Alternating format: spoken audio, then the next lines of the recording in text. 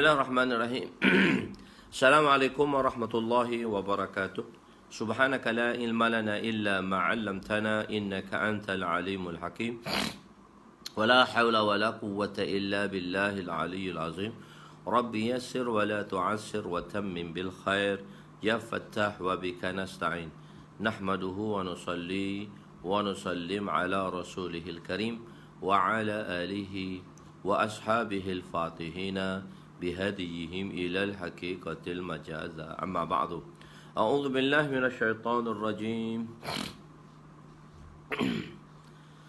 والعصر إن الإنسان لفي خسر إلا الذين آمنوا وعملوا الصالحات وتواصوا بالحق وتواصوا بالصبر. صدق الله العظيم.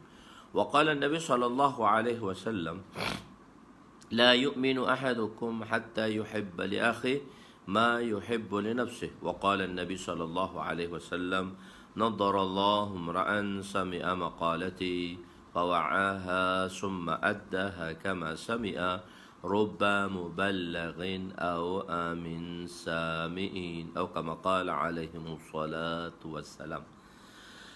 Hari ini kita berada di muka surat 256, hadis yang ke-46 bracket 45 dalam Kitabul Iman. Tajuknya perkara-perkara mengenai iman dan Islam. Itu dalam mentakrifkan. Kadang-kadang takrif iman sebegini, takrif Islam sebegini. Dan penerangan-penerangan yang telah diberikan oleh Nabi, berbagai keadaan yang ditakrifkan mengikut situationnya dan mengikut keadaan situasi, mengikut keadaan masa dan tempat yang Nabi takrifkan, sebab mengikut kesesuaian mereka-mereka yang bertanya. Wa an Amr bin Abbas radhiyallahu anhu qala ataitu Rasulullah sallallahu alaihi wasallam faqultu ya Rasulullah man ma'ak ala hadha al-amr qala hurrun wa 'abdun qultu mal islamu qala tibul kalami wa it'amu at-ta'ami qultu mal iman qala as-sabru was-samaha قال قلت أي الإسلام أفضل قال من سلم المسلمون من لسانه ويده قال قلت أي الإيمان أفضل قال خلق حسن قال قلت أي الصلاة أفضل قال طول القنوت قال قلت أي الحجرة أفضل قال أن تحجز ما كره ربك قال فقلت أي الجهاد أفضل قال من عقر جواده وأحرق دمه قال قلت أي الساعات أفضل قال جوف الليل الآخر. رواه أحمد.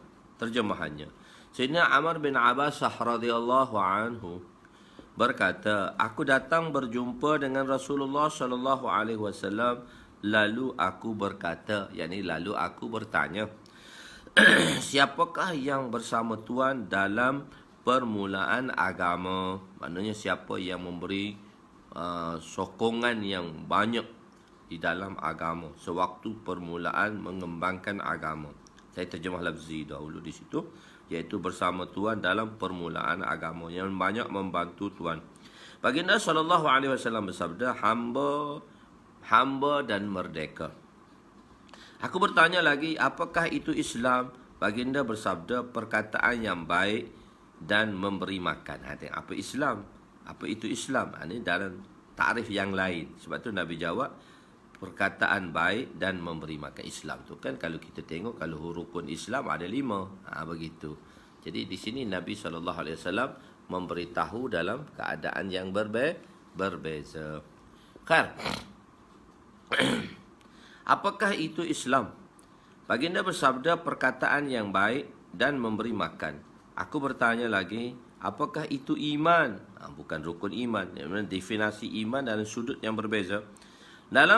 Maka Baginda SAW bersabda, sabar dan dermawan.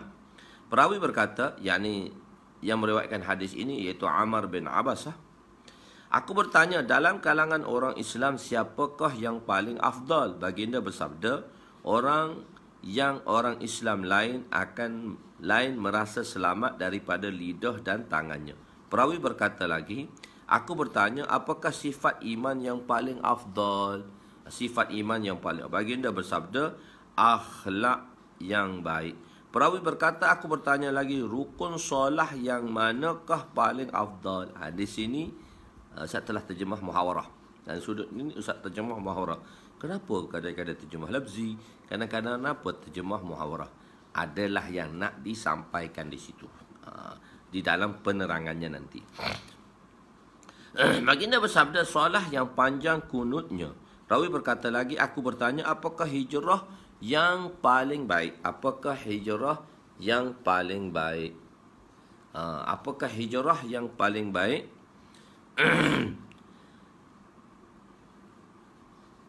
Afdal, baginda bersabda, kamu meninggalkan perkara yang Rabb, yang Tuhan kamu yang Maha Agung membencinya. Perawi berkata, aku bertanya lagi, apakah jihad yang paling afdal? Baginda bersabda, seorang yang kudanya terbunuh dan dia sendiri telah syahid, telah gugur syahid di jalan Allah.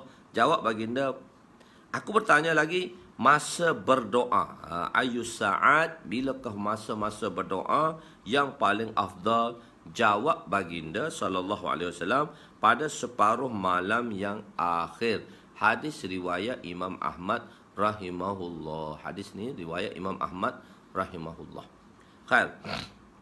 Amr bin Abasah.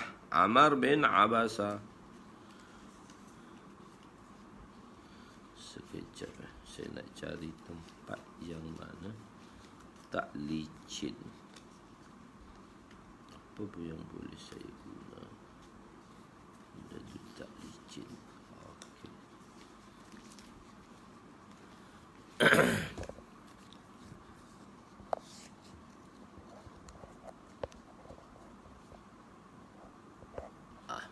minta tak licin dah. Okey. Amr bin Awasah bin Amir bin Khalid bin Ghadirah dan kunyahnya Abu Najih As-Sulami. Beliau adalah seorang sahabat yang awal yang memeluk Islam, di antara kalangan sahabat-sahabat yang awal. Beliau meriwayatkan hadis ini daripada Nabi. Antara mereka yang meriwayatkan hadis daripada beliau ialah Habib bin Ubaid, Sahal bin Sa'ad, Abdullah bin Mas'ud, Mi'dam bin Abu Talha. Itu di kalangan sahabat. Di sini beliau telah bertanya kepada baginda sallallahu alaihi wasallam, siapakah yang mula-mula bersama Nabi sallallahu alaihi wasallam dalam membantu agama? Siapa orang mula-mula bersama Nabi? Nabi sallallahu alaihi wasallam menjawab, hurrun wa abdun. Nabi tak kata al-hurru wal abdu. Nabi tak menggunakan perkataan ma'rifah. Nabi menggunakan perkataan nakira. Seorang, mana-mana seorang hamba, mana-mana seorang merdeka. Hurrun tu kita terjemah satu orang juga, tapi bukan orang yang khusus. Mana-mana seorang lah, mana-mana seorang hamba atau mana-mana seorang yang merdeka. Mana-mana seorang yang hamba dan merdeka. Kalau kita terjemah al-hurru, seorang merdeka. Kalau hurrun, satu orang juga, tapi dia tak tentu di mana, salah seorang lah, seseorang. Kalau hurrun tu, al-hurrun tu seseorang. Seorang, tapi tak ditentukan siapanya. Seseorang. Kalau al-hurru, satu orang. Begitu. Merdeka, al-hurru, al-hurrun, wa abdun. Wa abdun, mana-mana hamba. Mana-mana seorang hamba. Ataupun abdun, al-abdu, mana-mana hamba. Jadi perkataan dakwah. Permulaan dakwah Nabi ialah 4 orang yang beriman. Bila Nabi menjalankan dakwah, setelah baginda sallallahu alaihi wasallam menerima tugas nubuwah, tugas kenabian dan kerasulan, yang mana baginda sallallahu alaihi wasallam telah beribadat di mana? Di Gua Hira. Di Nabi beribadat dengan cara agama baginda Ibrahim alaihissalam, Sayyidina Ibrahim alaihissalam. Nabi berada di Gua Hira, beribadat dan berkhalwatlah, menyembunyikan diri selama 6 bulan sebelum Nabi mendapat wahyu. Sebelum Nabi mendapat wahyu. Sebab itu kadang-kadang Nabi kata wahyu itu mimpi yang soleh. Dalam di situlah Nabi dapat banyak mendapat mimpi-mimpi. Kita panggil ra'yatus salihah. Ra'yatus salihah. Mimpi-mimpi yang baik. Salihah ni bukan mimpi yang soleh. Mimpi-mimpi yang baik. Selama 6 bulan, Nabi diberi mimpi-mimpi yang baik. Sebab itu Nabi kata ra'yatus salihah ni, mimpi yang baik ini 1/40. Satu riwayat mengatakan 1/46 daripada keberkatan wahyu. Bukan maknanya dia buat wahyu tu dibahagi dengan 46, mama mimpi soleh tu 1/46. 1/46 dari sudut masa. 1/46 ini dari sudut masa. Nabi kata, ulama menjelaskan dari sudut masa. Sebab Nabi SAW menjalankan tugas kenabian dan tugas kerasulan, nubuwah dan risalah. Risalah itu daripada rasul, nubuwah itu daripada nabi. Daripada tugas nubuwah dan tugas risalah kerasulan, Nabi dihantar selama 23 tahun. Nabi dihantar selama 23 tahun. Bermula dakwah baginda sallallahu alaihi wasallam dalam masa 23 tahun. Dan Nabi bersama Nabi berada di dalam Gua Hira beribadat dengan cara baginda Ibrahim alaihissalam, jalan Ibrahim alaihissalam selama 6 bulan. Jadi 6 bulan ni sama kalau kita bahagi dalam setahun ada dua bahagian. Ada dua semester. Begitu. Kalau 23 tahun tu, kalau satu setahun satu semester, kalau 23 tahun 46 semester lah. 46 semester. Jadi 1/46 ni dari sudut semester. Dari sudut semester ulama mengatakan. Ada riwayat mengatakan ra'yatus salihah, mimpi yang baik ni 1/46 daripada wahyu, daripada sudut semester tadi. Setahun 2 semester. Jadi kalau 23 tahun 46 semester lah. Mudah begitu, faham dia begitu. Jadi selepas baginda sallallahu alaihi wasallam menerima tugas wahyu, mendapat wahyu Iqra, maka di situ Nabi dalam perasaan takut, Nabi pergi berjumpa dengan Nabi beritahu isteri baginda sallallahu alaihi wasallam, ringkas cerita dia, dan cerita ni banyaklah kita tahu. Jadi ringkas dia, Nabi bertemu dengan isterinya, dan isteri baginda itu Sayyidina Khadijah radhiyallahu anha, yang mana telah membawa kepada sepupunya, pergi berjumpa dengan sepupunya. Nama dia siapa dah? Sepupu Khadijah tu ialah sepupu Khadijah tu ialah macam ni.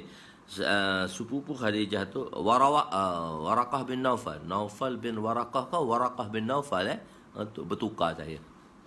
Waraqah bin Naufal ke Naufal bin Waraqah. Waraqah bin Naufal. Galiban dia Waraqah bin Naufal seorang yang beragama Kristian, beribadat dengan agama Kristian. Dia orang beriman kepada Nabi, beriman dengan agama Kristian lah. Pergi berjumpa dengan sepupu Sayyidina Khadijah, maka dia kata Nabi akan, sesungguhnya yang mendatangi Nabi tadi, yang mendatangi Nabi SAW tadi adalah sebagaimana nakus yang telah datang kepada Sayyidina Musa alaihissalam, iaitu maksudnya Sayyidina Jibril alaihissalam. Sayyidina Jibril alaihissalam telah mendatangi Nabi. Selepas itulah beberapa ketika, maka dia kata sesungguhnya suamimu diberi petanda bahawa dia akan menjadi seorang Nabi lah. Dan dia kata kalau aku ada pada masa tu, aku akan beriman dengannya. Jadi selepas zahirnya Nabi SAW, beliau meninggal selepas itu. Cuma ulama ikhtilaf di sini, adakah Waraqah bin Naufal ini mati dalam Islam ataupun tidak. Dan dalam satu riwayat Nabi memberitahu tentang cerita Waraqah bin Naufal dengan pakaian putih. Itu ulama menjelaskan tandanya dia telah bersetuju dengan kerasulan baginda sallallahu alaihi wasallam. Itu cerita dia secara ringkasnya. Nanti sedetailnya kita akan ceritakan di tempat yang lain. Okey. Jadi nanti ceritanya di tempat yang lain. Okey, jadi Waraqah bin Naufal. Ya. Jadi pada masa itulah Nabi didatangi dengan ayat yang kedua. Seterusnya selang beberapa lama Nabi didatangi dengan ayat yang kedua, iaitu ya ayyuhal mudaththir kun fa'anzir wa rabbaka fakabbir. Yang ini disuruhkan supaya Nabi dakwahkan. Jadi di situlah Nabi dakwah dan Nabi memulakan dakwahnya dan mengajak orang kepada Islam. Jadi permulaan dakwah Nabi ialah 4 orang yang beriman. Jadi kita tengok dari sudut top 10. Top 10 ni 4 yang terawal ni ialah ada ikhtilaf sikit, ada kata Khadijah ke kata Abu Bakar ke, so dia ikhtilaf di situ. Orang kata orang pertama Islam Abu Bakar, orang pertama Islam ialah isteri Nabi Sayyidina Khadijah. Dari sudut wanita isteri Nabi, dari sudut lelaki ialah Sayyidina Abu Bakar radhiyallahu anhu. Mestilah kalau kita tengok orang yang pertama di rumah Nabi SAW ialah isteri baginda SAW. Jadi Sayyidina Abu Bakar, siapa dia? Sayyidina Khadijah radhiyallahu anha, Sayyidatuna Khadijah radhiyallahu anha, Sayyidina Abu Bakar radhiyallahu anhu, Sayyidina Zaid bin Harisah, tak adalah anak angkat Nabi, dan Sayyidina Bilal radhiyallahu anhu. Zaid atau Bilal lah. Zaid dan Bilal ni dua-dua hamba, dan Sayyidina Ali radhiyallahu anhu. Jadi daripada dia beritahu 4. Tapi disebut hamba tu atau disebut atau, jadi 4 tu dalam 5 lah, begitu. Tapi Nabi memberitahu hamba dan merdeka, sedangkan kita dah kira hampir 5. Maksud dia 4 di situ, hampir 5. Tapi Nabi beritahu hamba dan merdeka. Sebab tu kita kata dari dua sudut. Kalau kita tengok dari sudut sisi ni, maknanya mereka dari sudut orang merdeka, siapa? Dari sudut orang hamba, mereka yang hamba, maknanya dari sudut mereka yang hamba, dan dari sudut mereka yang merdeka. Sebab tu dia kata hurrun wa abdun. Begitu.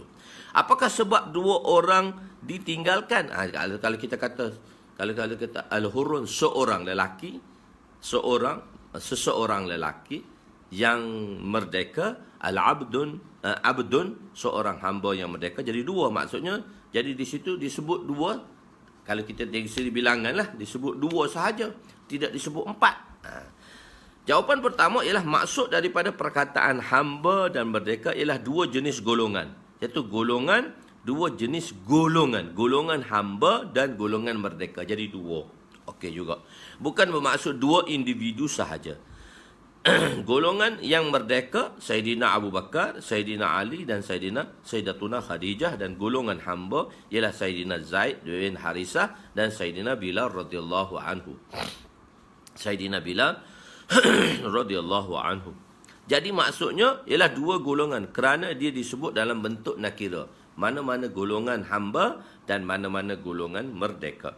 Jawapan kedua, ulama mengatakan kalau kita kata nak juga seorang lah juga, tak nak golongan, maka ulama memberi jawapannya ialah pertama wanita dan kanak-kanak. Disebabkan dari sudut luaran, maksudnya dari sudut bersama dengan Nabi, kebanyakannya ialah lelaki, sahabat-sahabat lelaki. Jadi wanita dan kanak-kanak ditinggal di sini kerana maksud pertanyaannya ialah siapakah yang banyak membantu dari sudut luaran. Yang banyak membantu Nabi ialah Sayyidina Abu Bakar lah.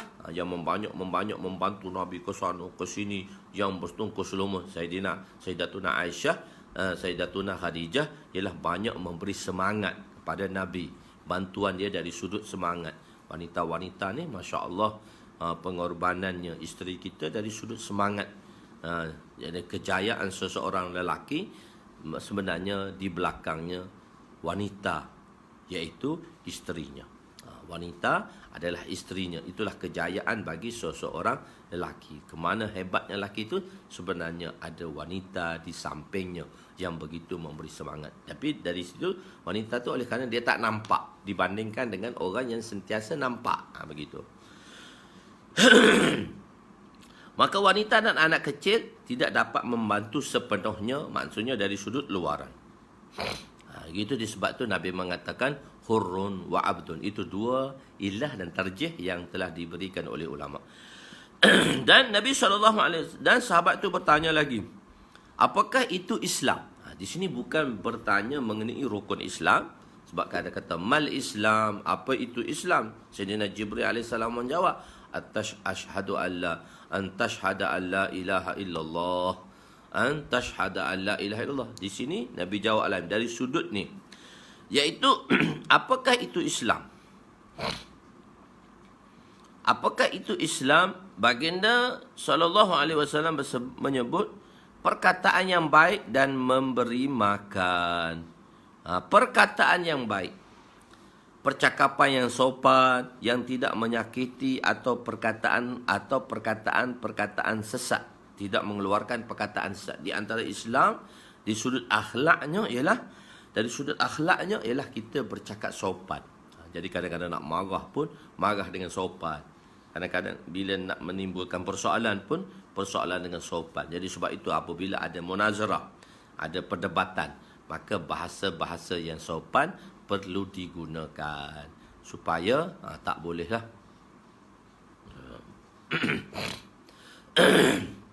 bahasa yang sopan. Dan dalam percakapan yang sopan juga, tak mengumpat, tak maki hamun, tak mencela. Itu bahasa-bahasa yang baiklah. Sebab tu kan ibu bapa kita dahulu telah kita catatkan bahasa-bahasa yang baik digunakan khususnya untuk anak-anak. Jangan kita gunakan bahasa-bahasa yang tak baik. Bodoh kamu, tak pandai kamu.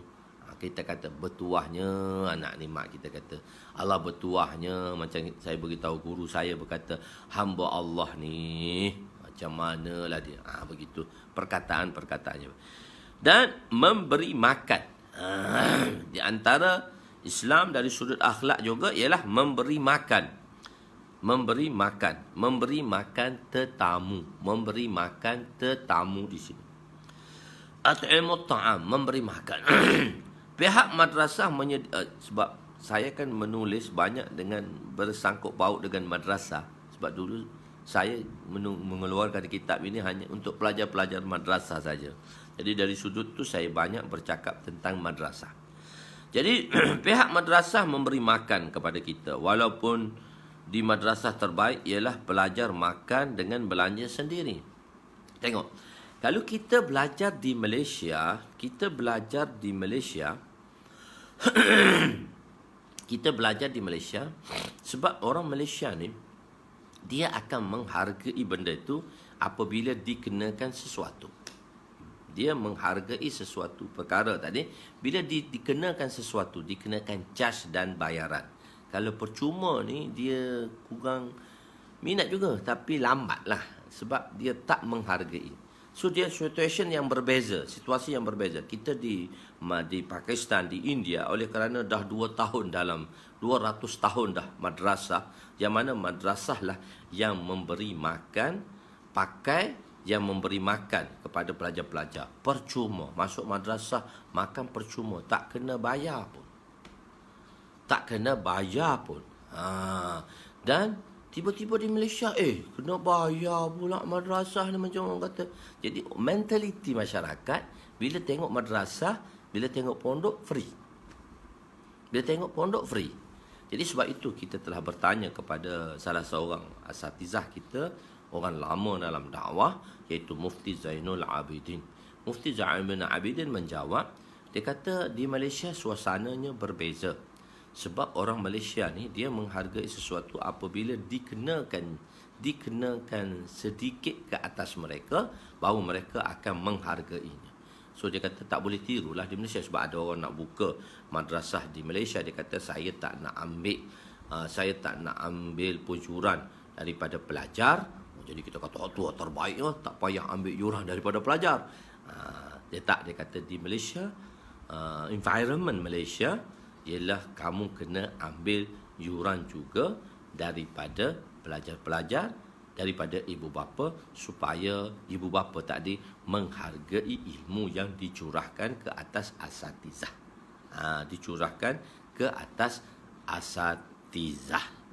Begitu. Okey. Dicurahkan ke atas asatizah. Saya tengok sebagai contoh isteri saya yang tersayang. Isteri saya bila dia specialist dia dalam bahagian Quran lah, Quran tajwid lah, dalam bahagian Quran tajwid, dan beliau ada sanad daripada Syria. Masa dia suruh belajar dulu, dia pun tak tahu kenapa belajar bersanad. Dia belajar saja. Tapi balik Malaysia ni, baru kita tahu nilai sanad Al-Quran tadi. Jadi, kita pun bukalah pengajian sanad Al-Quran lah. Mengaji secara bertalaki. Orang rumah buka di bawah masjid percuma sahaja. Di bawah masjid percuma. Jadi percuma ni selama 10 tahun tidak ada satu orang pun habis belajar Quran secara telaki dengan isteri saya, Ustazah. Tidak ada satu orang pun habis selama 10 tahun. Kerana belajar Sabtu Ahad je, hari cuti. Madrasah cuti Sabtu Ahad. So orang datang belajar. Kerana guru terpaksa menunggu pelajar. Belajar kadang-kadang tak datanglah minggu ni, kata Ustazah. Kenapa? Ada kerja. Jadi kadang tak datang. Guru yang menunggu ustazah yang menunggu anak murid. Sebab percuma. Orang kata percuma. Tak apa, kita tak payah pergi. Tak apa, percuma. Jadi selepas 10 tahun, tak ada satu orang pun habis Al-Quran secara talaki. Sebab sekarang kan nak belajar, orang-orang perempuan dia nak belajar talaki, nak belajar secara talaki bacaan ni, terpaksa belajar dengan guru-guru lelaki. Jadi agak nampak susah sikit. Tapi tak apalah, kerana Al-Quran belajarlah juga. Tak ada guru wanita. Jadi saya rumah saya memperkenalkan pembelajaran wanita secara wanita. Jadilah untuk wanita dengan wanita. Jadi nampak sedikit dengan, sebab nak talaki nak tengok mulut, nak tengok lehjah dia, nak tengok perkataan dia, ismam dia, macam mana huruf dia, dengung dia, dia bukan salah ada dia banyak, dia kena tengok muka tu baru betul. Baru betul macam mana huruf tu dikeluarkan dari sudut makhrajnya. 10 tahun tak ada orang habis.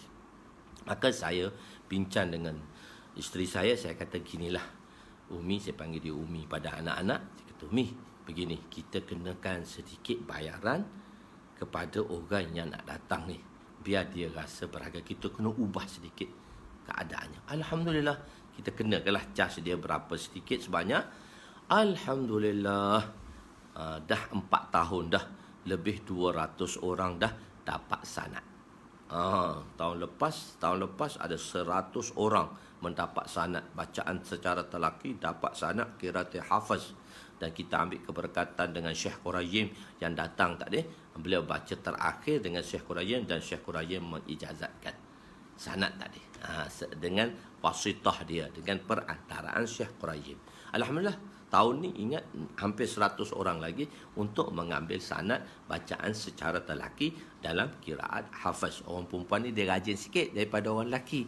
Orang lelaki tu dia agak terlampau rajin. Jadi terlampau rajin tu jadi dia malas sikit lah. Gitu. Jadi Alhamdulillah tahun ni dah ramai dah. 200 orang dalam masa 3-4 tahun ni dah 200 orang dah. 10 tahun seorang pun tak ada yang habis secara talaki. Dan 4 tahun hampir 200 orang. Dan dia ada murid di seluruh Malaysia dah. Buat tajwid, kelas tajwidnya dan sebagainya. Begitu. Maksudnya bila dikenakan tadi, dia baru ada harga. Ilmu ni bila dikenakan, dia baru ada harga. Begitu. Okey. Jadi walaupun di madrasah terbaik ialah pelajar makan, terbaik tu dia kata. Pelajar makan dengan belanja sendiri. Tengok kat rumah. Saya minta maaf lah. Kadang-kadang dia agak berada. Maknanya senanglah kerja dan sebagainya. Tapi bila nak bayar, yuran madrasah ni lambat. Sedang gaji berpuluh-puluh ribu, tapi nak bayar yuran madrasah ni lambat. Dia kata madrasah ni free. Sebab mentaliti orang masyarakat Malaysia. Madrasah free. Madrasah free. Masjid free. Semua free. Dia mentaliti dia free.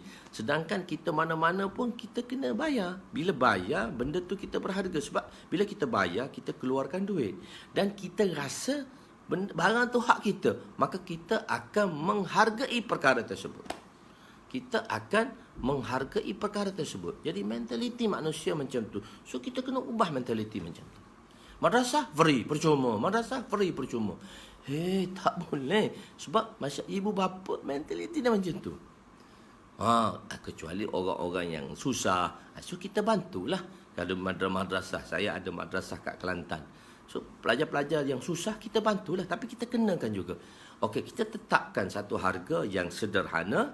Sebab kalau duduk kat rumah pun, ibu bapa pun kena belanja juga ke anak seorang anak tu. Satu hari dia kena bagi duit sekolah berapa. Sekarang bagi duit sekolah RM1, pelajar tak terima. RM5 pagi, RM5 petang, RM10. Kalau 2 orang, RM20. Kalau 3 orang, RM30. Jadi banyak kena dia kenakan. Jadi benda tu manusia berharga, manusia berasa nilai. Biar manusia berasa nilai dengan perkara-perkara tersebut. Bukan kita, oh ustaz, tak boleh. Kalau ustaz, tak boleh. Free, percuma. Tak boleh macam tu. Itu salah dari sudut pemahaman dan mentaliti. Tak kira lah orang kaya ke. Orang kaya paling susah nak bayar yuran anak. Itu pengalaman saya buka madrasah lah. Pengalaman saya dengan madrasah, orang yang tapi bukan semua, betul. Saya tak kata semua. Yang saya kata ni pada segelintir. Yang dah bayar tu alhamdulillah lah. Bukan semua. Memang saya tak kata semua. Tapi kebanyakan mentaliti. Tapi sekarang Masya Allah dah. Dan agak usaha ni telah berkembang. Dan madrasah telah lama bermula daripada awal tahun 80-an. Baru orang menganggap mentaliti. Saya beritahukan kakak saya. Dia mengaji tajwid dengan satu orang ustazah.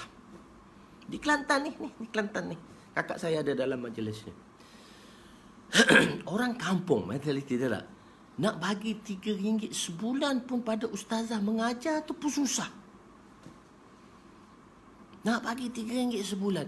Nak bagi RM3 sekali belajar. Sebulan pun susah nak bagi. Kalau 10 orang, RM3 sebulan, baru RM30 je. Nak bagi RM3 tu pun susah. Rumah boleh beli macam-macam. Ini tak semua lah yang tuan kata. Tak semua lah. Tapi banyak begitu. Kakak saya selalu cerita. Lepas tu kakak saya yang cukupkan tiap-tiap bulan untuk ustazah tu. Salah satu dia tak buat apa. Dia mengajar Quran saja. Dia tak minta pun. Takkanlah bagi pihak kita tidak ada inisiatif. Kawan saya dia buka madrasah. Saya cerita madrasah ni. Kawan saya dia buka madrasah. So pelajar dia 100 lebih. Dia kenakan yuran 150. Dan yang bayarnya tak sampai 10%. Tak kira lah 150 tu dah murah dah sebulan kat pelajar tu. 150 tu sebulan dah murah dah kat pelajar tu. Tapi yang bayar 10% daripada 150. 15 orang yang bayar penuh. Yang lain kadang bayar, kadang tak bayar. Kadang bayar, kadang tak bayar. Jadi ustaz tu terpaksa berhumpas pulas untuk mencari perbelanjaan pada madrasah dia. RM30,000 sebulan kena belanja. Tuan-tuan beritahu 15 orang bagi RM150. Berapa je tuan-tuan akan dapat? Yang lain ustaz tu terpaksa cari untuk imbuhan ustazahnya, ustaznya. Ini pengalaman saya. Sampai kawan saya tu, dia kena jantung, sakit jantung, fikir banyak sangat kat madrasah. Dia sakit jantung. Saya nak pergi kat madrasah dia. Dia kata, ustaz, saya kena jantung. Saya duduk di hospital sekarang. Saya kata, inna lillahi wa inna ilaihi raji'un. Dia terpaksa makan ubat jantung untuk letak bawah mulut dia ni. Muda lagi, kawan tu dalam 40-an dah kena jantung. Sebab fikir lebih. Setiap bulan nak ada RM40,000 untuk belanja pelajar-pelajar. Dapat daripada ibu bapa RM3,000. Dia tak mampu. Dia tak tekan pun ibu bapa. Saya kata, ustaz, panggil saya. Hari ibu bapa panggil saya. Saya ceramah sikit pada ibu bapa. Biar dia tahu nilai ustaz. Biar dia tahu nilai ustaz. Ustaz panggil pada saya. Dia kat raut madrasah dia. Saya kata, panggil saya. Hari ibu bapa kumpul. Kadang-kadang hari ibu bapa pun pelajar tak datang. Ibu bapa tak datang. Ibu bapa ni mentaliti dia. Saya minta maaf ni pengalaman saya 30 tahun dengan madrasah. Cerita bab madrasah hari ni. Supaya biar orang menghargai. 30 tahun saya punya pengalaman dengan madrasah. 30 tahun lebih. Daripada saya mengaji dan saya mengajar. Jadi saya kata, ustaz, panggil semua ibu bapa. Nanti saya brainwash. Saya nak brainwash. Saya malam tu hantam betul-betul lah. Saya kata, ustaz ni dah sakit jantung dah tahu tuan-tuan. Dia sakit jantung. Dia mati tu takdir Allah Ta'ala. Tapi kalau dia mati, anak-anak tuan-tuan nak belajar kat mana orang sini? Tuan-tuan tak boleh bantu pun. Saya bagi contoh. Tuan-tuan, saya beritahu kat orang kampung, satu contoh saya beritahu. Saya berada di madrasah di Pakistan. Dia kata kami kat madrasah makan setiap hari sembelih kambing 5 ekor. 5 ekor. Kami makan kambing hari-hari. 5 ekor. Kami makan kambing aja hari-hari 5 ekor. Dan di kandang kambing hanya ada 10 ekor kambing saja. Tapi setiap hari sembelih 5 ekor kambing sepanjang tahun, setiap hari. 365 hari kali dengan 5. Tuan-tuan tak tahulah berapa ribu ekor di situ. 3 hari dah 1000 dah. Dah 3 hari dah 1000 dah. Kalau 30,000 dah 1000 dah. 1000 3 hari. Sebulan dah hampir berapa? 10,000 ekor kambing dah. Tapi kat madrasah, kat kandang kambing ada 10 ekor. Saya kata kambing tu datang daripada mana? Orang Allah lah yang bagi, Ustaz. Saya kata betul Allah bagi. Kalau dia kata Allah lah yang bagi rezeki tu, Ustaz. Mana pula kambing tu daripada siapa? Saya kata otak kamu semua tak betul lah.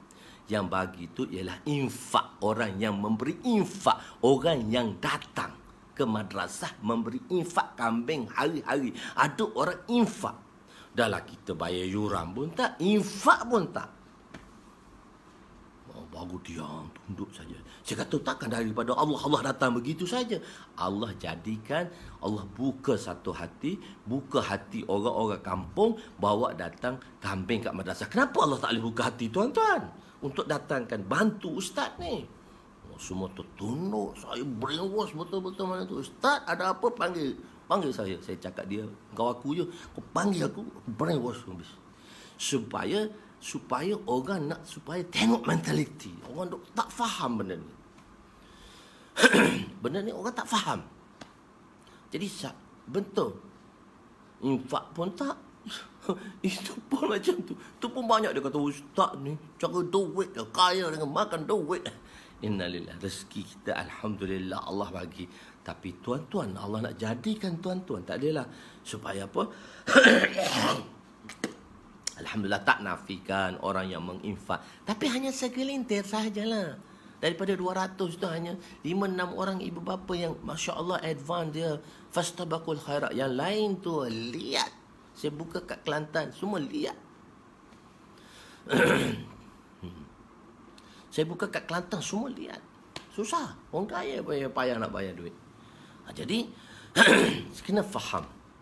Tuan-tuan kena faham. Tuan-tuan kena faham. Sebab tu, kami syarat nak buka madrasah. Saya kata 3 syarat. Pertama, apa dia? Apa yang Tuan bagi. Kadang-kadang kan orang dia nak list, nak apalah. Apa yang orang bagi, apa yang orang bagi, apa yang tuan-tuan bagi, tuan-tuan jangan tanya apa yang kami buat. Duit yang tuan-tuan nak infakkan tu pada kami, okeylah, tuan-tuan nak resit apa semua, kami bagi resit. Tapi tuan-tuan jangan tengok apa yang kami nak buat. Mana hasil yang kami bagi. Jangan tanya. Kalau tuan-tuan tanya, kami tak perlu pun duit. Tuan-tuan boleh ambil balik. Kami akan uruskan. Kalau tuan-tuan tak percaya, tak payah bagi. Saya buat syarat macam tu. Kedua, jangan tanya. Kedua, jangan cuba. Dan tuan-tuan tak ada tempat istimewa di madrasah. Kalau tuan-tuan bagi 1 juta, tuan-tuan tak ada tempat istimewa. Nama tuan-tuan ke diletakkan atas nama madrasah. Tak ada, sorry.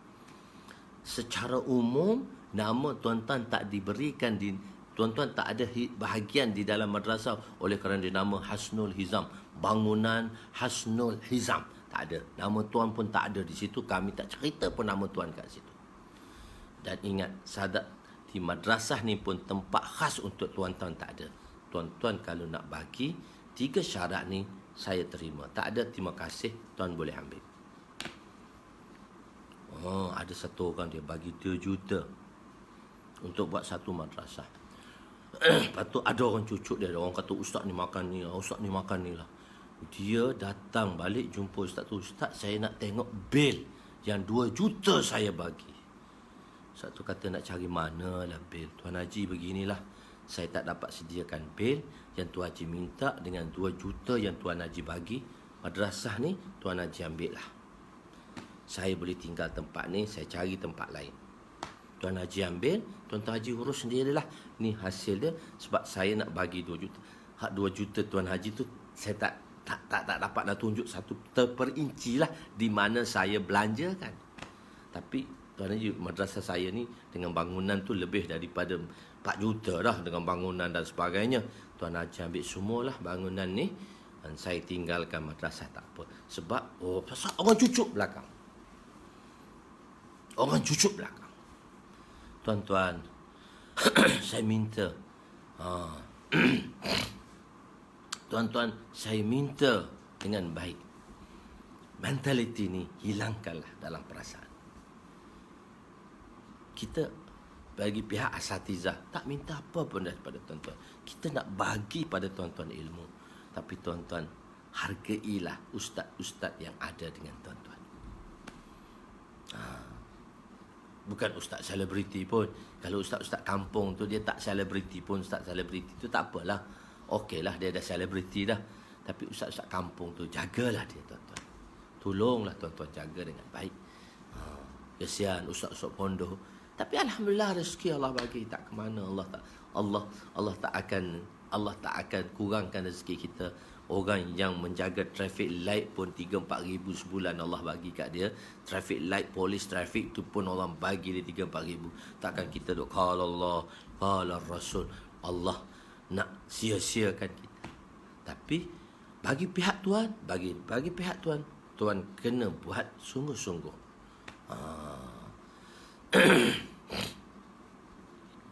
Begitu. Jadi kerana ini pelajar, terbaik, maka terbaik. Tapi tidak dengan percuma. Kerana dengan ini pelajar akan menghargai makanan tu yang diberikan.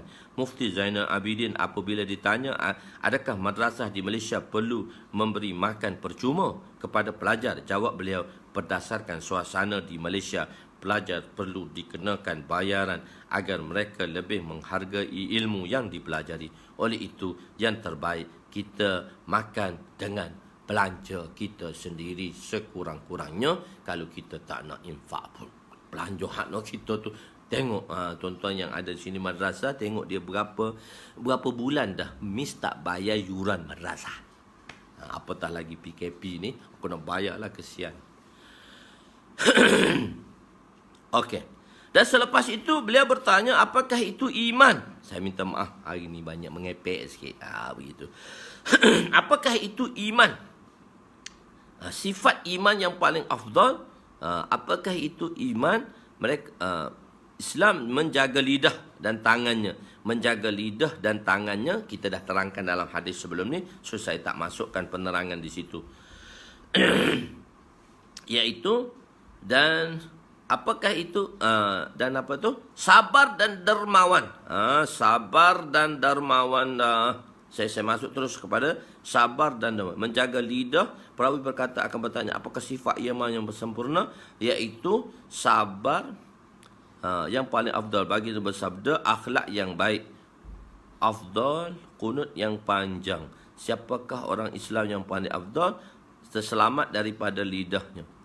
Ni. Aku bertanya lagi, apakah itu iman?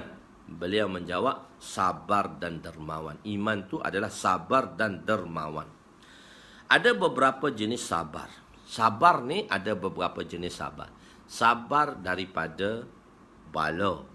Sabar melakukan maksiat. Sabar melakukan taat. Dan sabar memberi makna menunggu. Sabar ada 4 jenis sabar. Sabar, pertama sekali kita sabar dalam mentaati perintah Allah. Macam mana? Musim sejuk, nak bangun sedap, nak tarik kain selimut tu sedap je. Tapi sabar, kena bangun sembahyang subuh awal, berjemaah. Sekarang tak boleh jemaah ke masjid, berjemaah dengan keluarga. Berjemaah dengan keluarga. Sabar, iman tu sabar. Kita sabar dalam perkara taat.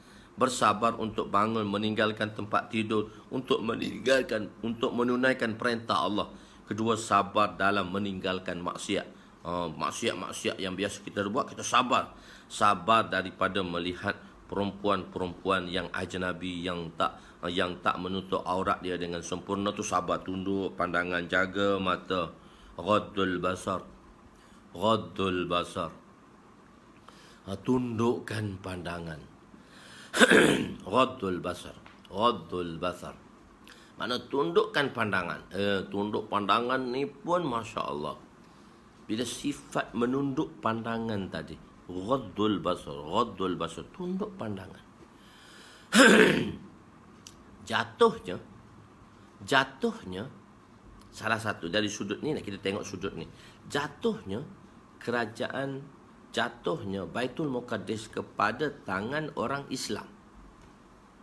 Hanya orang Islam menjaga mata. Orang Islam menjaga mata. Apabila orang Islam berkemah untuk menakluki Baitul Muqaddis yang dihantar oleh Sayyidina Umar radhiyallahu anhu, padri dah tahu dah. Pendeta-pendeta Yahudi dah tahu dah orang Islam datang. Dia kata kita tak boleh kalahkan orang Islam. Cuma kita kena lemahkan orang Islam dengan dua keadaan. Satu, wanita, dan satu, cinta dengan dunia. Apa dia? Dia kata. Nak kasih cerita. Apa dia? Dia kata kita letak duit depan orang Islam, mengelirukan orang Islam, dan kita letak wanita-wanita yang tak baik, yang boleh mempengaruhi orang Islam. Dan orang Islam daripada tempat kemah dia akan datang ke masjid untuk sembahyang berulang-alik. 2 orang. Bila diletakkan wanita-wanita yang tak baik tadi, dengan pakaian yang tak sempurna, yang boleh menarik perhatian orang yang melihatnya, yang boleh menarik orang kepada zina dengannya, dan letak duit, maka pesan Khalid Al-Walid kata, Ghaddul basar. Ketunduk pandangan aja. Jadi tunduk pandangan. Berjalan tu tunduk pandangan. Selepas 3 hari, buat laporan daripada wanita-wanita ni. Dia kata, apa yang orang Islam yang kamu dapati? Dia kata, serah ajalah anak kunci, padri. Serahlah tuan pendeta. Kita tak boleh lawan orang Islam. Sebab kita tidak boleh mempengaruhi dosa orang Islam. Dia sabar dengan maksiat. Dia sabar melihat maksiat. Dia tunduk. Dia kata, kami ni macam tunggul kayu aja. 3 hari, tak ada siapa yang jeling kat kami. Yang tak pakaian sempurna ni, yang tak ada pakaian ni, tak ada seorang pun jeling kat kami. Kita kan sambil tunduk, mata jeling juga. Sambil tunduk, astagfirullahalazim, mata jeling juga. Sahabat ni betul-betul tak tengok. Dia kata, ni bukan orang ni, ni malaikat ni. Serah anak kunci je lah. Dapat jaga mata. Allahu Akbar. Jatuhnya Baitul Muqaddis sebab islahnya mata. Allahu Akbar. Jadi sabar. Ketiga, sabar dalam menghadapi musibah. Zaman COVID-19 ni, musibah yang mendatangi seluruh dunia. Kita bersabar. Kita beristighfar kepada Allah untuk menghilangkannya, dan kita bersabar. Dan kita bersangka baik. Apabila demam, sabar, tidak merengek. Kan orang-orang tua dulu bila demam merengek-rengek. Jadi kita kena sabar, jangan merengek benda tu. Sabar. Dan sabar memberi makna menunggu. Fasbir li hukmi rabbika fala takum ka sahibil huz iznada wa huwa maghzum. Fasbir li hukmi rabbika. Bersabarlah dalam menunggu perintah. So, sabar memberi makna intizar, memberi menunggu perintah. Maka bersabarlah wahai Muhammad, menerima hukum daripada Tuhanmu, memberi tempoh kepada mereka. Jangan engkau bersikap seperti orang yang telah ditelan oleh ikan. Ingatlah kisah ketika itu. Ketika itu beliau berdoa merayu dengan keadaan sesak sebab terkurung dalam perut ikan. Jadi sabar. Kita bersabar dalam menerima perintah Allah. Sabar insya-Allah. Sabar, fasbir li hukmi rabbika. Bersabar dalam menunggu perintah, bersabar ketika ketiadaan apa-apa. Dan apabila kita ada, maka kita belanjakan kepada orang lain. As-samahah, dermawan. Jadi kedua ialah dermawan. Bila kita ada, kita belanja pada samahah, maksud itulah sifat dermawan. Belanja kepada yang ada kepada orang lain. Darjah yang tertinggi ialah Nabi SAW memberi apa sahaja yang ada pada baginda tanpa meninggalkan apa-apa. Nabi kata, Ana ajwadun nas. Ana ajwadun nas. Kadang-kadang kita boleh berbangga. Sebab tu kita katakan sifat syaqilah tadi. Kita orang Islam tidak merendah diri, tapi merendah hati. Merendah hatilah dengan sendiri. Tempat yang mana kita perlu tampil, kita kena tampil. Jangan kita rendah diri, sentiasa merendah diri saja. Rendah diri. Jadi bila rendah diri, kita tidak boleh pamerkan syakilah kita tadi, kebolehan dan keistimewaan kita. So kita kena pamer tempat yang kadang-kadang Nabi kata, ana ajwadun nas, akulah orang yang paling dermawan. Paling pemurah. Sedangkan kadang-kadang Nabi tak ada apa pun. Sebab kenapa? Bila tak ada bersama Nabi, bila si fakir datang meminta dengan Nabi, Nabi kata insya-Allah bila sampai nanti saya akan sampaikan pada kamu. Nabi tak pernah kata tiada pada yang ada. Jika Nabi mengatakan ada, keluarga-keluarga Nabi mengatakan ada pada yang tiada, maka Allah tiadakan. Kerana keimanan mereka. Isteri Nabi, salah satu azwajin mutaharat, salah satu isteri Nabi, dia simpan daging untuk Nabi. Dia kata Nabi suka makan daging ni, maka dia simpan dalam almari. Bila seorang sa'il, orang peminta datang, dia kata, tak adakah makanan daripada rumah Nabi Allah ini untuk aku yang miskin ini? Maka orang tu, isteri Nabi tadi kata, adalah makanan untuk disimpan untuk Nabi. Dia kata tak ada. Sebab dia nak simpan untuk Nabi. Lepas tu dia kata tak ada. Bila dia kata itu tak ada, maka bila si sa'il tadi pergi, si peminta tadi, si fakir itu pergi, datanglah Rasulullah SAW dan salah isteri Nabi nak hidangkan pada Nabi daging yang Nabi suka dan letak di depan Nabi SAW. Bila buka almari, dalam buka dalam bekas tu, tengok ketulan daging itu sudah menjadi batu. Sebab apa? Mengatakan yang ada itu tiada. Itu orang-orang Allah, wali-wali Nabi SAW, keluarga Nabi, iman mereka kuat. So Allah nak tunjuk selalu. Kalau kita kata macam tu, dalam poket pun tak ada, Allah tiada kan.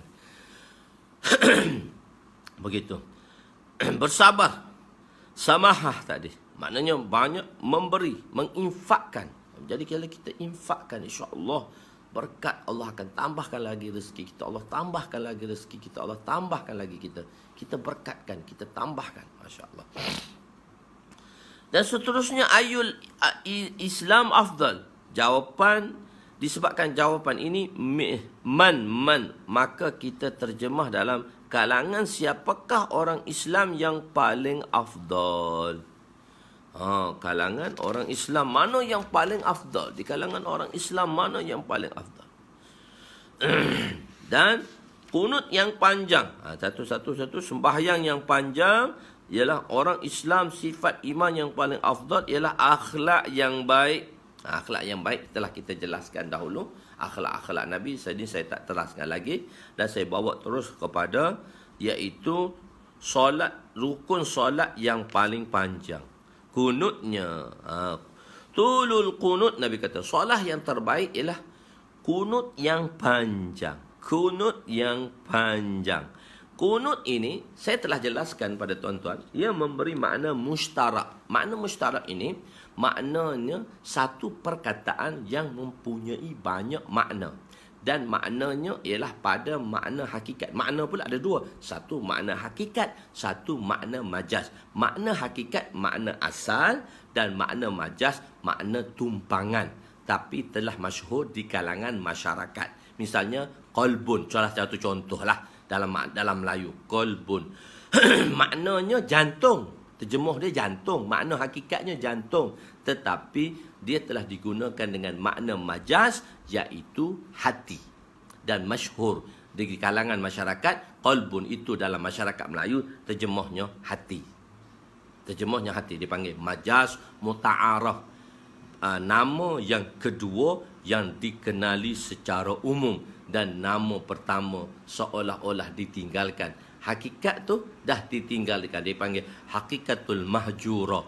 Nama hakikat tu dah ditinggal oleh masyarakat, dan masyarakat menggunakan nama majaz, iaitu nama yang kedua, dan majaz tu kita panggil dah muta'araf, yang telah dikenal pasti di dalam masyarakat dan telah masyhur dalam masyarakat. Sebab kalau satu makna, dia ada satu makna hakikat dan satu makna majaz.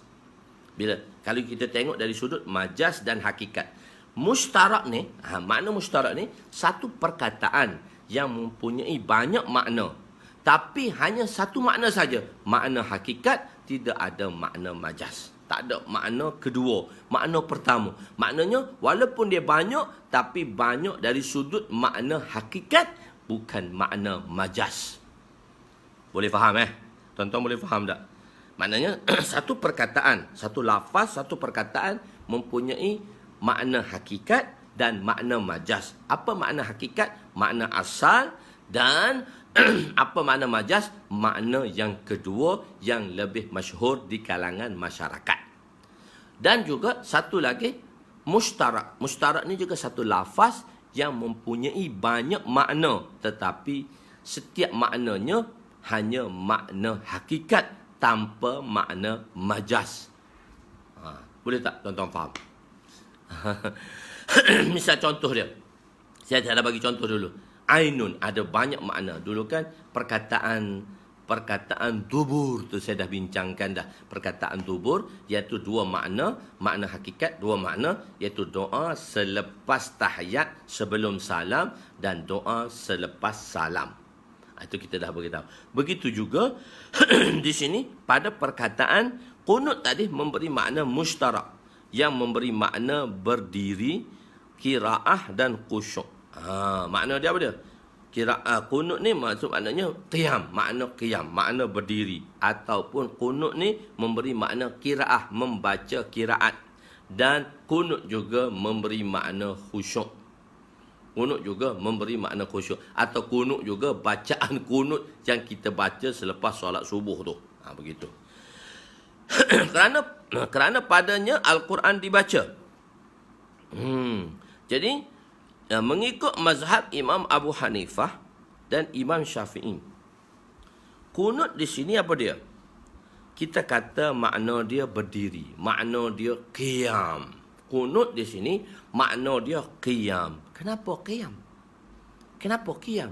Mesti ada reason, mesti ada sebab. Kita memberi, ulama mengambil makna qiyam itu, qunut itu memberi makna qiyam. Salah satu maknanya, makna hakikatnya ialah makna qiyam. Bila makna qiyam, daripada dalil mana yang kamu ambil? Maka ulama mengatakan qiyam kerana padanya Al-Quran dibaca. Di qiyamlah, masa qiyam saja kita baca Quran. Dalam sembahyang, sewaktu kita qiyam, kita baca Quran. Kita baca Quran. Masa kita rukuk, kita baca Quran ke? Siapa baca Quran tak ada pahala.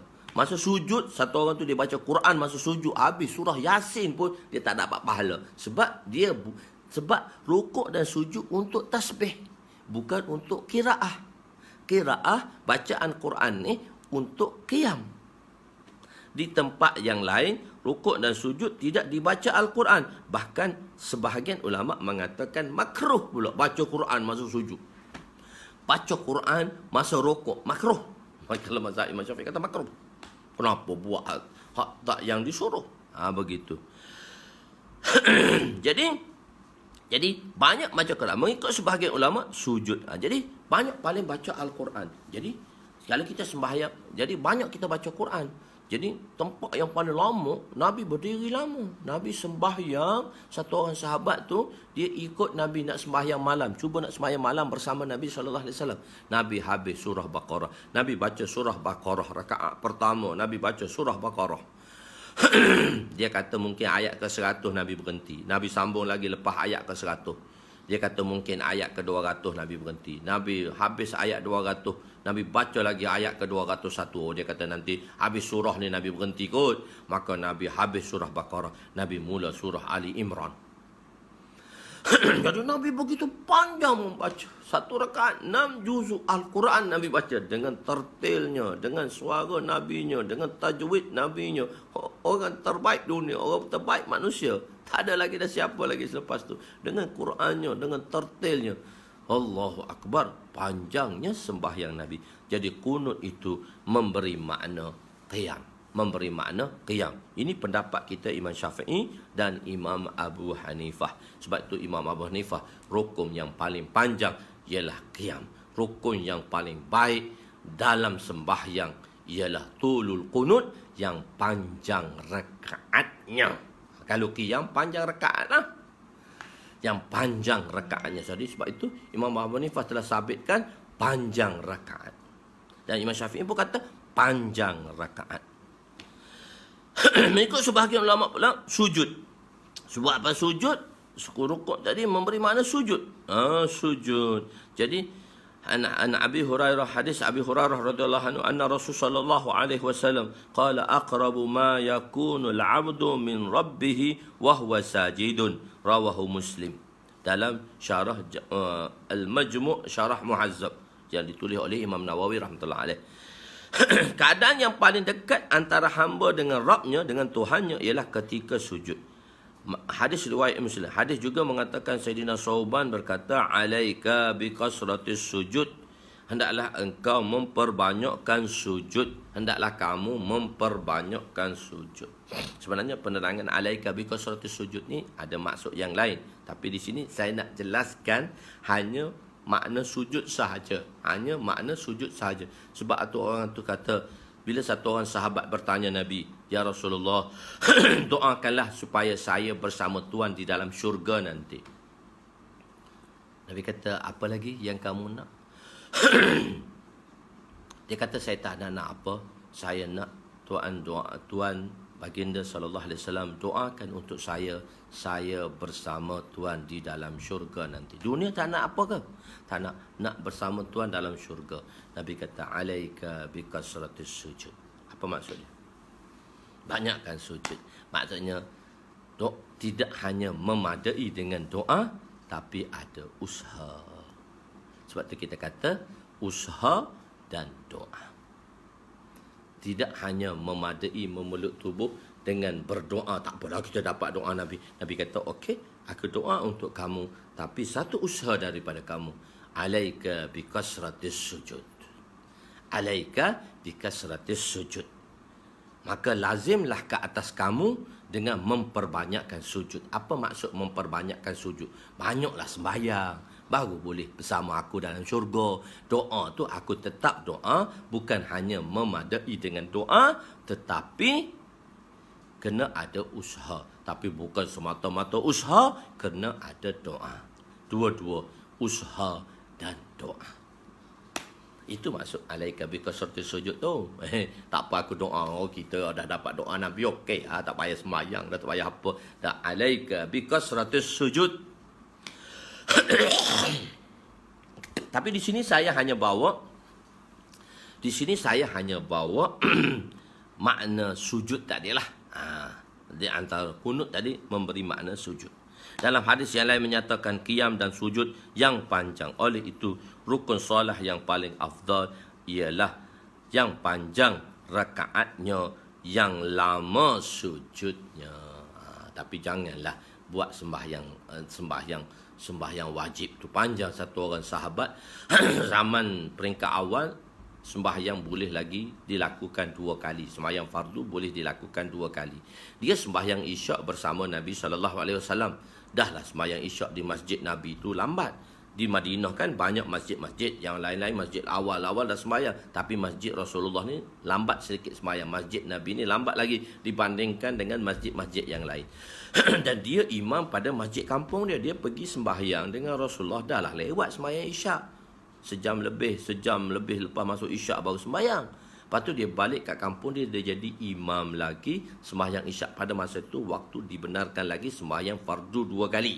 Sebelum perintah meninggalkan tak boleh sembahyang fardu 2 kali lah. Jadi dia jadi sembahyang Isyak pada kampung dia. Masya Allah, dia pun baca surah lepas sembahyang Isyak ni. Dia baca surah Baqarah. Cantik. Surah Baqarah dia baca. Dah lewat dah sembahyang, baca surah Baqarah lagi. Jadi orang tak tahan. Sahabat-sahabat dia tak tahan, orang kampung dia tak tahan, pergi beritahu Nabi. Maka pergi beritahu Nabi. Nabi kata, raikanlah di belakangnya ada kanak-kanak, ada wanita dan ada orang yang tua. Kalau nak sembahyang panjang, sembahyang tahajud lama-lama lah. Tapi janganlah kuliah qul Allah je lah. Mai subuh pun kuliah qul Allah, malu kat orang je. Bacalah ayat-ayat panjang sikit. Begitu. Nanti kita belajar bab sembahyang tu jilid kedua seronok lagi. Macam mana sembahyang Sayyidina Umar, kenapa Sayyidina Umar macam ni, lepas tu kenapa, banyak lagi nak cerita dalam hadis Nabi sallallahu alaihi wasallam, insya-Allah. Ni kita baru nak buat daurah jilid 1, jilid lepas habis daurah Kitabul Ilmu, kita masuk lagi jilid 2 Kitabut Taharah. Dalam Kitabut Taharah, Kitabus Solat, dan Kitabus Solat lah paling panjang. Dalam jilid kedua separuh Kitabus Solat, dan jilid ketiga saya kesemuanya Kitabus Solat. Kitabus Solat ni memang panjang. Kitabus Salat ni memang panjang lah. Kalau dalam Mishkat asal je, daripada 600 muka surat tu, 40 muka surat ni bab Kitabus Salat saja. Dalam Kitabus Salat saja, Masya Allah. Lepas tu dia tanya lagi, apakah jihad yang paling afdal? Jihad yang paling afdal ialah jihad dengan harta dan diri. Sebab tu dalam tabligh kita pergi berdakwah dengan harta, bi amwalikum wa anfusikum, dengan harta dan diri. Walladzina ya ayyuhalladzina amanu hal adullukum ala tijaratin tunjikum min azabin alim tu'minuna billahi wa rasulihi wa jihadu fi sabilillah. Dan berjihad di jalan Allah, bi amwalikum wa anfusikum, dengan amwal, dengan harta dan diri. Dengan harta dan diri. Jihad yang harta dan dirinya telah dimusnahkan oleh orang kafir. Bukan setakat tu, dia pun harta dia pun habis, dimusnahkan oleh orang kafir, dan dia sendiri mati di jalan Allah. Inilah dalilnya menuntut seorang itu mengorbankan seluruh harta dan hidupnya untuk agama. Sebab tu dalam dakwah kita minta seumur hidup. Tuan-tuan takut, tuan-tuan tak pernah dengar lagi tashkil orang dakwah seumur hidup. Hijrah batta, hijrah badiyah. Sekarang dia tak panggil seumur hidup, dia panggil hijrah batta, hijrah badiyah. Kenapa hijrah batta, hijrah badiyah? Saya cerita lain itu dalam, sebab nak faham ni pun kena lama. Tapi nak bagi tahu, saya nak isyaratkan pada kawan-kawan dalam jemaah, itu kita ambil masa tadi. Ini tidaklah bermakna dia berkorban dan tak pulang langsung kat rumah, tak balik kat rumah, tak. Korban seluruh hidup ialah mempunyai beberapa peringkat dari segi seluruh kehidupan. Dari segi harian, maknanya dari segi kehidupan, berapa kita boleh spend the time untuk agama Allah SWT. Itu dari segi seluruh hidup. Kita tengok peringkat-peringkat juga dari i'tibar, dari sudut tahunan. Dia niat untuk seluruh hidup dia. Dari sudut tahunan, berapa kita masa kita kena spend. Dari sudut bulanan, berapa kita kena spend. Dari sudut harian, berapa kita kena spend. Satu, saya ada kawan, Masya Allah, Allah bagi rezeki pada dia. Dia sedekah tahunan lain, sedekah bulanan lain, sedekah mingguan lain, sedekah harian lain. Saya kata, Ustaz, Masya Allah, rezeki melimpah ruah lah sekarang. Banyak mana? Ustaz, saya nak share dengan Ustaz. Dia kata apa? Saya ada sedekah tahunan, saya ada sedekah bulanan, saya ada sedekah mingguan, saya ada sedekah harian. Jadi orang kata nak sedekah ni ke mana dah? Apa yang ada pada kita, kita sedekah lah, sedekah harian. Satu sedekah dengan apa tu? Dengan harta dari dia. Satu sedekah tenaga tu. Kalau tenaga tu, tempat-tempat tu kena sedekah tenaga. Begitu. Separuh hari Sebab tu keperluan sahabat separuh hari di masjid, separuh hari di tempat keperluan. Dia ada separuh hari. Dia separuh malam. Dia bagi pada 2 hari dan malam. Jadi sebab itu sahabat menghidupkan masjid. Sebab itu dakwah kita nak kembalikan macam mana nak menghidupkan masjid dan banyak masa kita kepada agama. Jadi kita tengok dari sudut hari pula. Hari dan malam. Hari itu kita bagi separuh. Maknanya separuh hari di tempat keperluan dan separuh hari di tempat kerja. Malam pula, separuh malam di rumah, separuh malam di masjid. Sebab itu di Masjid Nabawi ada azan 2 kali. Maksudnya ada orang bagi spend masa peringkat awal selepas isyak, peringkat awal selepas isyak duduk beribadat di masjid. Dan bila azan pertama sebelum subuh, orang ni pulang ke rumah berehat dan orang yang berada di rumah akan datang ke masjid untuk bagi masa. Sebab itu azan 2 kali di Madinah di zaman Nabi SAW dan sahabat. Mana dia spend masa dia. Malam tu dia bagi 2, separuh masa bersama keluarga, separuh masa bersama dengan berada di masjid. Barulah masjid hidup 24 jam. Dan separuh hari bersama keluarga dan separuh hari di tempat mencari keperluan. Kalau kita bagi 4 lah. Satu hari tu bagi 4. Tak banyak pun kita ambil masa. Tapi kita rasa kita dah bagi banyak. Itulah kita tak nak bagi. Dan separuh hari di rumah dan separuh hari di masjid. Dan begitulah malamnya. Oleh itu masa yang lebih banyak dihabiskan di masjid, kita berikan masa kita untuk dakwah dan tunaikan perintah Allah. Jadi kita banyak masa untuk bergaul, untuk berjumpa dengan saudara-saudara kita pada separuh malam yang akhir. Ini pula juga apakah yang terbaik? Jawful lail. Dan Nabi kata yang terakhir. Manakah saat nak berdoa yang terbaik? Di separuh malam yang terakhir, waktu ini dinamakan waktu tahajud. Misalnya kita bahagikan waktu malam kepada separuh, bermula daripada maghrib sehingga ke subuh. Maka separuh yang kedua itu yang terakhir separuh malam. Inilah waktu tahajud, iaitu waktu setelah bangun tidur. Tahajud ni sembahyang bangun daripada tidur. Qiyamul lail ini untuk orang yang tak tidur. Orang yang tak tidur dia dia tak pernah tidur malam. Orang tak tidur malam. Jadi sebab tu ada satu ustaz tu menafikan, bawa cerita Imam Abu Hanifah tak tidur sepanjang malam, berwuduk 40 tahun dengan sepanjang wuduk yang sama. Maksudnya bukan 40 tahun tak ambil wuduk. Wuduk satu 40 tahun tak makan tak minum. Maknanya 40 tahun tu bermakna setiap hari tu wuduk malam dia tu, selepas isyak wuduk malam dia sampai subuh tu, wuduk malam sampai subuh, maka dia berterusan dengan ibadat tanpa batalnya wuduk. Esok wuduk lain pula sampai malam. Iaitu 40 tahun tak tidur malam dengan wuduk yang sama. Wuduk yang sama di hari tu, bukan daripada 40 tahun. Salah faham. Lepas tu cerita pada masyarakat, takkanlah 40 tahun tak makan, tak minum, tak berwuduk. Alah, takkan tak boleh fikir dengan otak. Begitu. Sesiapa yang tidur dan rasa susah nak bangun. Bila kalau jenis tidur payah nak bangun tahajud. Sebelum tidur tu qiyamul lail lah, tidur dululah. Sembahyang tahajud dulu. Ada orang kata, ulama kata, bahas pula dia tak boleh kira tahajud sebab tak tidur. Tak apalah tuan-tuan, kalau tak boleh kira tahajud, kita kira qiyamul lail. Jadi lepas pukul 12 malam, siapa yang tidur lewat tu dia buat qiyamul lail dulu, dia tidur. Tak apalah tuan-tuan nak kata nak bahas. Ada ulama mengata tak boleh tahajud dengan qiyamul lail berbeza. Tak apa. Nak kata berbeza pun berbeza, tak apa. Jadi benda tu tak apalah jadi masalah. Sekurang-kurangnya kita ada sembahyang malam. Sama ada sembahyang qiyamul lail atau sembahyang tahajud. Begitu saja. Jangan bergaduh. Benda tu simple aja. Tak payah nak gaduh. Tahajud lain, qiyamul lail lain. Sebab takrif tahajud tu, tahajud terjaga daripada meninggalkan tempat tidur. Bab tafaul dia kata meninggalkan tempat tidur, tahajud. Tak apalah tuan nak kata tahajud ke tuan nak kata qiyamul lail. Okeylah. Yang tak tidur kita kata qiyamul lail, yang tidur kita kata tahajud. Asalkan sembahyang malam tu ada. Begitu masalah. Selesai. Tak payah nak gaduh-gaduh. Akan tetapi afdalnya ialah sebelum subuh. Jadi ada satu hadis pendek lagi saya nak baca. Hari cuti lagi kan. Mood cuti lagi kita panjang sikit pun tak apa insya-Allah.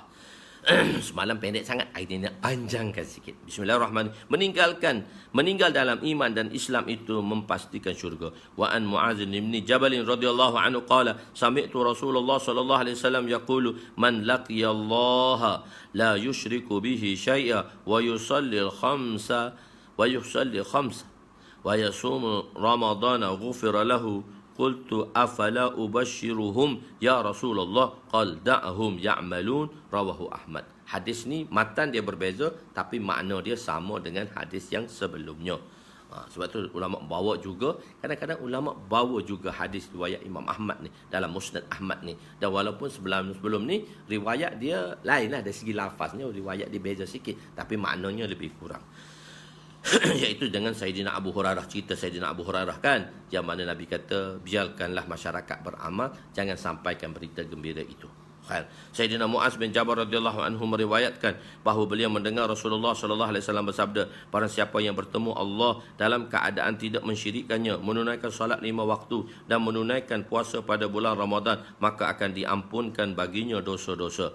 Aku bertanya, tu makna bertanya, bolehkah aku memberitahu berita gembira ini kepada orang lain? Makna beritahu bukan pada orang lain lah, bukan anak keluarga dan kawan-kawan lah. Baginda sallallahu alaihi wasallam bersabda, biarkanlah mereka meneruskan amal. Berita ni jangan sampai lagi, biar lu simpan dulu, jangan beritahu pada semua orang, nanti orang akan meninggalkan amalan. Dalam hadis ini tidak disebutnya zakat dan haji, tidak disebut haji dan zakat.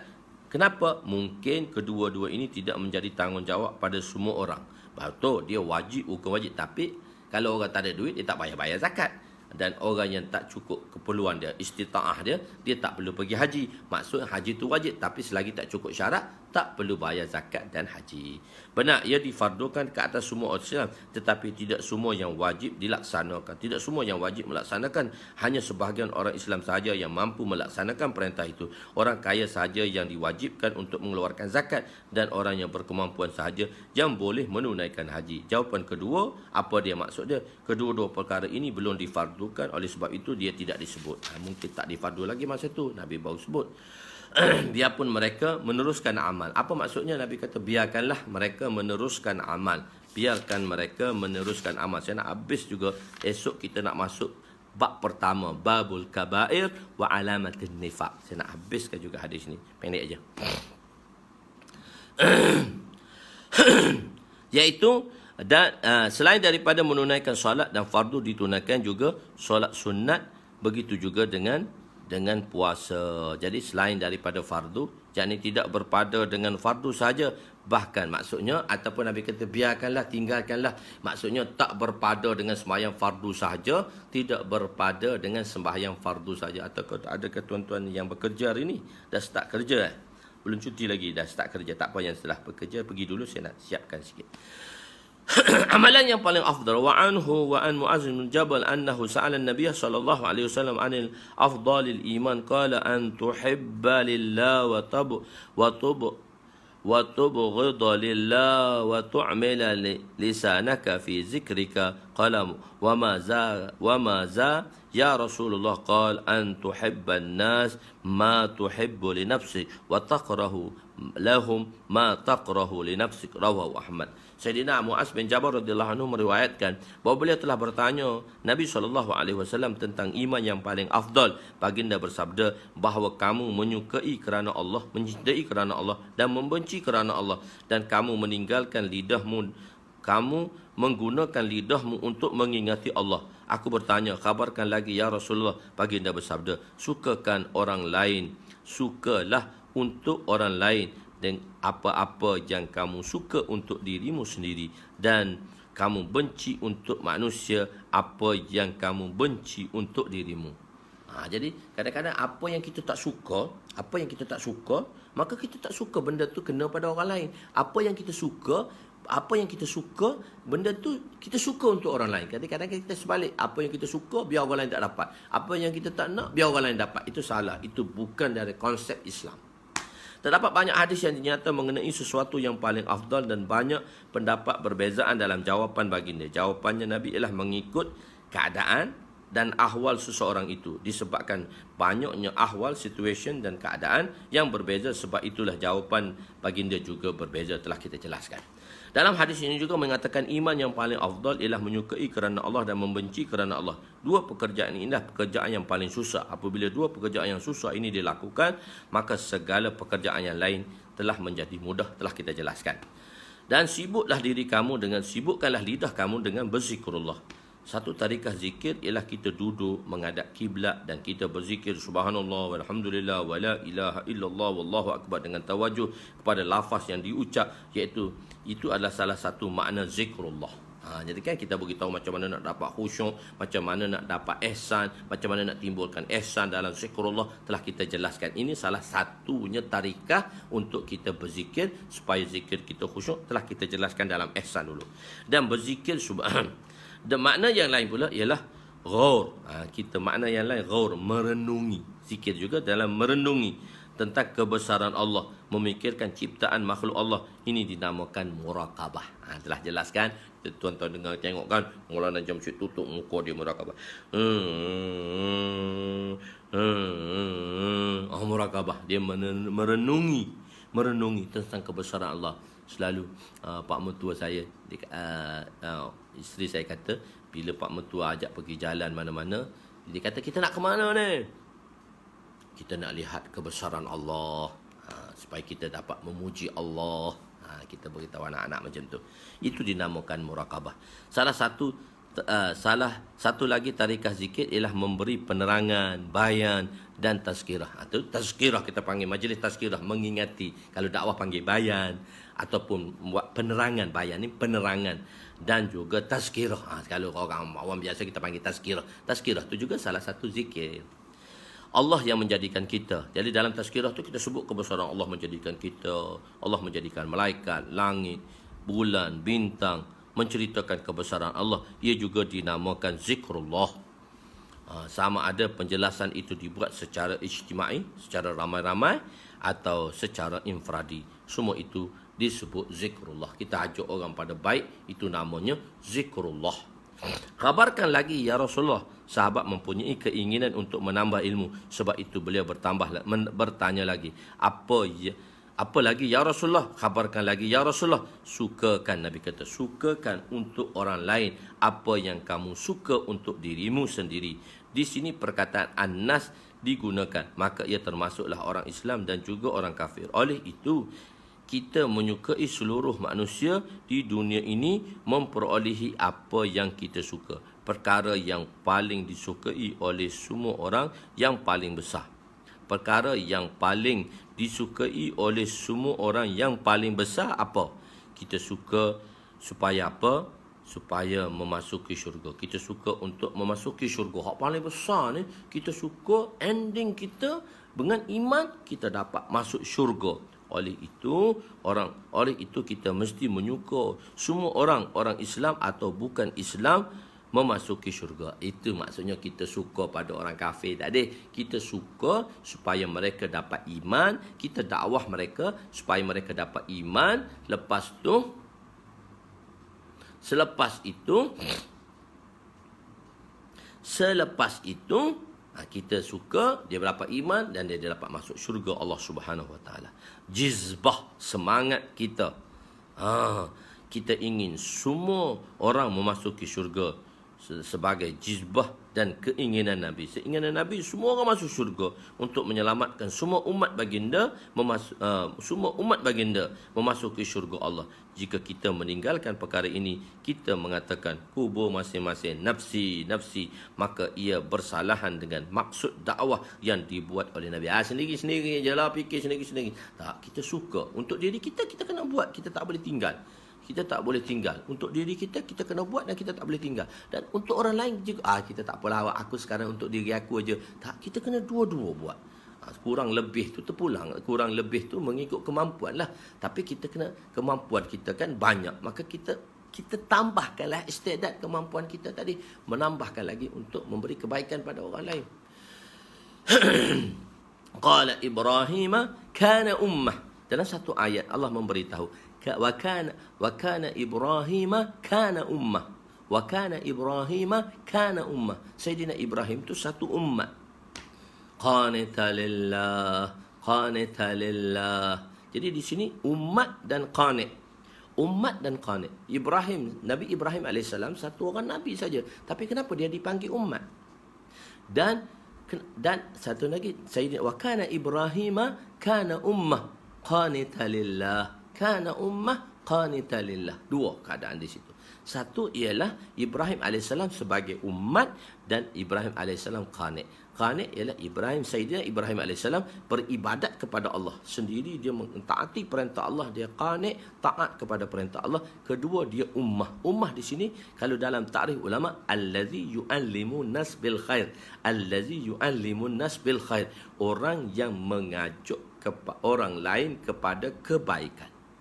Orang yang mengajuk, iaitu Nabi-Nabi dakwah dia mengajuk orang lain kepada kebaikan. Jadi maksudnya dua sekali. Sebab itu Allah memanggil Nabi Ibrahim AS sebagai umat, sebab orang yang mengajakkan kepada kebaikan. Dan qanita lillah, orang yang qanit, dia sendiri orang-orang yang taat. Jadi dua-dua proses ni perlu ada dalam diri kita sebagai umat Rasulullah. Kita qanit, kita beribadat kepada Allah, dan kita ummah, iaitu allazi yu'allimun nas bil khair. Kita mengajak orang lain kepada kebaikan. Itu salah satu daripada ta'rif ummah. Baru dengar ta'rif ummah kan? Allazi yu'allimun nas bil khair.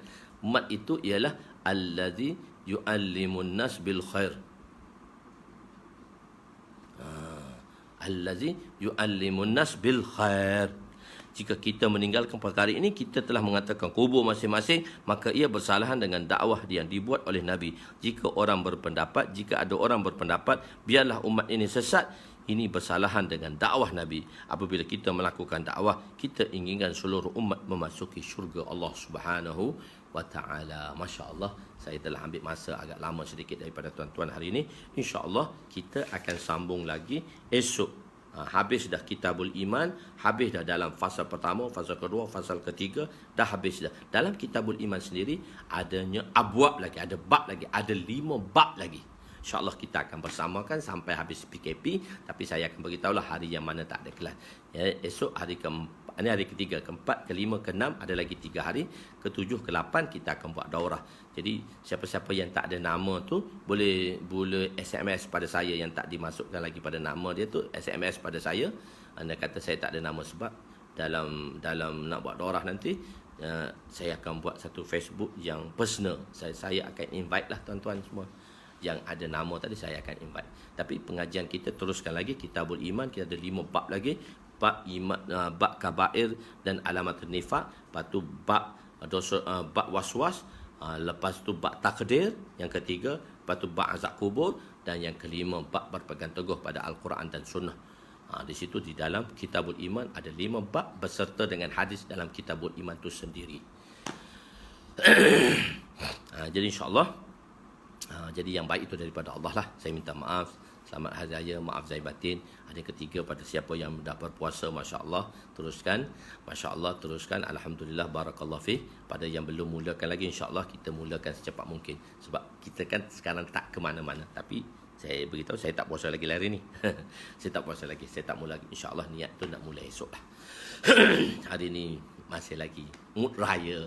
Tapi Masya Allah, orang dah hari kedua, dah istiqamah hari kedua terbaik insyaAllah. Bismillahirrahmanirrahim. Ya awalal awwalin wa ya akhiral akhirin. Ya awalal awwalin wa ya akhiral akhirin wa ya zal quwwatil matin wa ya rahimal masakin wa ya arhamar rahimin. ظلمنا أنفسنا وإن لم تغفر لنا وترحمنا لنكونن من الخاسرين اللهم إنك عفو كريم تحب العفو فاعف عنا ربنا هب لنا من أزواجنا وذرياتنا قرة أعين واجعلنا للمتقين إماما وصلى الله على سيدنا محمد وعلى آله وصحبه أجمعين والحمد لله رب العالمين. Sebab tu saya berkata hari ini hari terakhir dalam pendaftaran saya. Mungkin ada orang yang terpencil-pencil lagi dia nak beritahu, dia kena WhatsApp saya lah. Dia kena WhatsApp saya. Dia tak payah pendaftaran di sana. Tapi saya tak nak terima banyak lah. Saya nak beritahu kalau terpencil-pencil lah. Tapi hari ini hari terakhir pendaftaran kita insyaAllah. Di dalam menyediakan daurah ni insyaAllah. Moga Allah SWT bagi taufik pada saya dan tuan-tuan insyaAllah.